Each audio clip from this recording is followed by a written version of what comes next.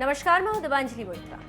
इंसान जवान रहने, सुंदर दिखने और अपनी सत्ता को कायम रखने के लिए कुछ भी करने को तैयार रहता है, लेकिन प्रकृति के सामने वो टिक नहीं पाता। लेकिन भगवान द्वारा बनाई गई एक कृति है जो कभी मरती ही नहीं। आज हम आपको उसी भगवान की कृति कह लें या करिश्मा, उसी की बात करेंगे। जी हाँ, उसका नाम है जेलीफिश। जीव विज्ञानियों की माने तो जेलीफिश में नर और मादा एक साथ होते हैं और उन्हीं में शुक्राणु और अंडाणु भी होते हैं। लेकिन इनके बच्चे दूसरे जानवरों की तरह पैदा नहीं होते। वे अपना जीवन लार्वा के रूप में शुरू करते हैं। लार्वा छोटे सिगार की तरह होते हैं जो पानी में बहते रहते हैं और चिपकने के लिए किसी चट्टान या किसी आसान चीज की तलाश करते हैं। एक बार जब वो अपने लिए सुरक्षित जगह ढूंढ लेते हैं, तब उसके लार्वा पॉलिप में बदल जाते हैं। ये पॉलिप अपना क्लोन खुद बनाते हैं और लगातार बनाते रहते हैं। इस तरह पॉलिप की कॉलोनियां बन जाती। पॉलिप की एक कॉलोनी कुछ ही दिनों में पूरे के पूरे बोट डॉग को ढक लेती।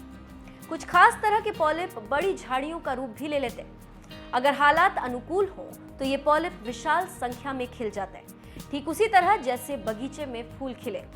खिलने पर पॉलिप के अंदर से छोटी जेलीफिश कली की तरह बाहर आ जाती। जीव विज्ञानियों के अनुसार जेलीफिश के जीवन की शुरुआत भले ही असाधारण ना हो, लेकिन इनकी मृत्यु के समय चीजें बेहद रोमांचक हो जाती। तस्मानिया की जेलीफिश रिसर्चर और मरीन स्टिंगर एडवाइजरी सर्विस के डायरेक्टर की माने तो ये हम सबके दिमाग को उड़ा देने वाली खोज है। ये हमारे समय की सबसे अद्भुत खोजों में से एक है। 2011 में चीन की शियामेन यूनिवर्सिटी में मरीन बायोलॉजी के छात्र जिनरू ही ने मून जेलीफिश को एक टैंक में रखा। जब वो मून जेलीफिश मर गई तो उस छात्र ने उसके मृत शरीर को दूसरे टैंक में रख दिया और उसकी निगरानी करता रहा। 3 महीने बाद उसने देखा कि मून जेलीफिश के मृत शरीर के ऊपर एक छोटा पॉलिप बाहर आ रहा था। मृत शरीर से दोबारा जन्म लेने की ये प्रक्रिया अब तक जेलीफिश की 5 प्रजातियों में देखी जा चुकी।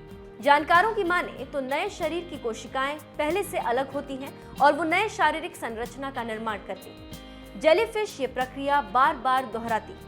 कई दूसरे जीव विज्ञानियों का कहना है कि वो जेलीफिश की अमरता और इंसान की अमरता की खोज के बीच फिलहाल कोई संबंध नहीं देखते। लेकिन इसका ये मतलब नहीं है कि भविष्य में इस तरह के जेनेटिक स्प्लिसिंग संभव नहीं हो सकते। लेकिन कौन जानता है कि कुछ जेली जीन्स हो और हम सब डॉक्टर हैं, फिर बाद में हम बूढ़े हो जाएं और फिर अपना ही शरीर नए शरीर में बदल लें। लेकिन ये संभव नहीं। तो आप समझ सकते हैं कि कैसे एक जेलीफिश अपने ही शरीर को त्याग कर दूसरा जेलीफिश पैदा करती। इसीलिए इस जानवर को अमरत्व प्रदान और इस जानवर को कहा जाता है कि ये कभी मर नहीं सकता।